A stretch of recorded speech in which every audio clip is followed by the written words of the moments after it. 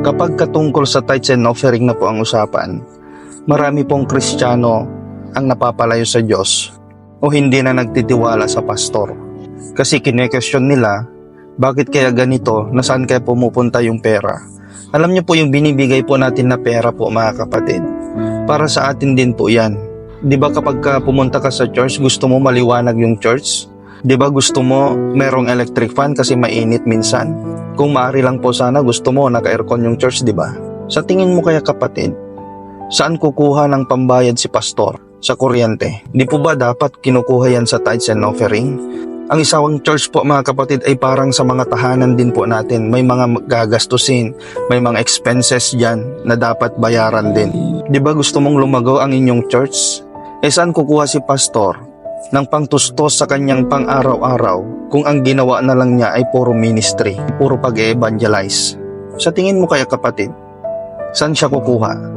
May pamilya si pastor. Imbes po na pagdudahan po natin kung saan po napupunta yung pera, the more sana na i-support po natin yung ministry ng Lord. Yung bahay mo nga gusto mong pagandahin, yung bahay ng Diyos ayaw mong pagandahin. Kapag kanibigay na po natin mga kapatid yung tithes and offering po natin, isipin po natin na ang Diyos ang pinagbigyan po natin ng tithes po natin, hindi po yung church o yung simbahan. Dahil wala namang ibang magbe-bless sa atin or magbabalik ng blessings kundi ang Panginoon Actually, kung titignan mo po yung Biblia mga kapatid, bawal pong subukin ng Diyos. Pero siya po mismong nagsabi, subukin mo ako sa bagay na ito, sabi niya, yung pagbibigay. Siguro yung question ng ilan, paano kung si pastor ay nilulustay yung pera sa walang kwentang bagay? Kapatid, pwede pong i-rebuke si pastor. Hindi porket pastor na siya lang yung may karapatang mag-rebuke. Magkakapatid po tayo sa loob ng church, si pastor lang yung naglilid po sa atin, pero magkakapatid po tayo.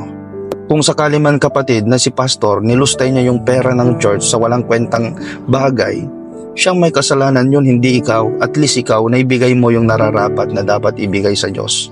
Kapatid, kung isa ka man doon sa mga lumayo sa Diyos tungkol sa pera, i-check mo yung puso mo kapatid, baka mas pinapahalagahan mo yung kayamanan kaysa sa Diyos. Kaya nga po mga kapatid, yung mayaman po sa Bible, sa Mark chapter 10, total surrender po mga kapatid ang hinahanap po ng Diyos. Gusto niyang isuko mo ang lahat.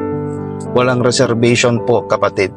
Pero hindi naman po ibig sabihin nun, ikaw ay maghihirap dahil naglilingkod ka sa Diyos na siyang may lalang ng langit at lupa. Nakagaya po ng hinihingi niya po sa mayaman.